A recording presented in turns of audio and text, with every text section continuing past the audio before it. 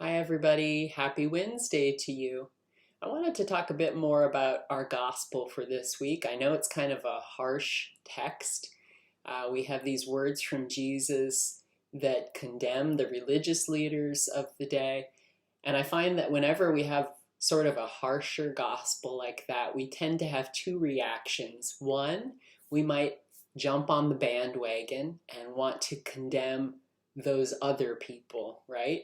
In this case, the Pharisees, the religious leaders of Jesus' day. If we put this in a modern context, everyone might tend to put someone in that category who is doing the wrong thing that we want to condemn. So that might be one of our reactions to condemn. The second reaction we might have is that we might feel judged or condemned by this text. And thinking of that, we might feel simply overwhelmed, particularly if you look at this week's gospel through the lens of creation, about caring for the vineyard, caring for the environment, caring for the people of this world. It's pretty easy to feel overwhelmed, isn't it? When we look at the news and we see the wildfires out of control, rising sea levels, erratic weather patterns, we feel overwhelmed, right? Couple that with every other crazy thing going on right now in our world, and I can safely say that pretty much everyone feels really overwhelmed and powerless right now.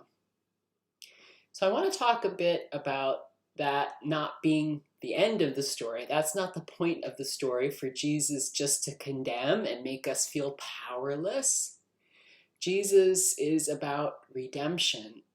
And we should know about that, right? Our congregation's name is Redeemer Lutheran Church. So this is an important concept for us. Jesus came into this world not to condemn, but to redeem, to save us. It doesn't mean that Jesus' words don't have power today.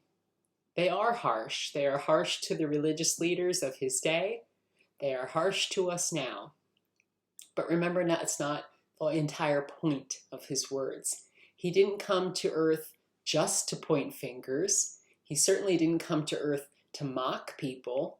He came to point out the evil that was happening, always in the hopes that people would come to God, that people could be redeemed, that they would listen and open their hearts and believe and follow Jesus.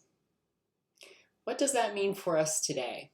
It means that we should also hear the harshness of Jesus' words. I don't mean to take away the reality, okay? Those words are meant to wake us up. They are meant to change how we act. We need to be better stewards of the vineyard, including how we care for the earth and how we care for all people. But it's not hopeless. In other places in Matthew's gospel, Jesus points out that even the tiniest things we do to help, even giving a glass of water to a person who is thirsty, is done for God. It makes a difference. So if we are to take Jesus' words seriously, we obviously have work to do. But we can do this by starting small, by caring, and most importantly, by being open and listening to what Jesus has to say. By believing that his words still matter today. And by always insisting that redemption is real.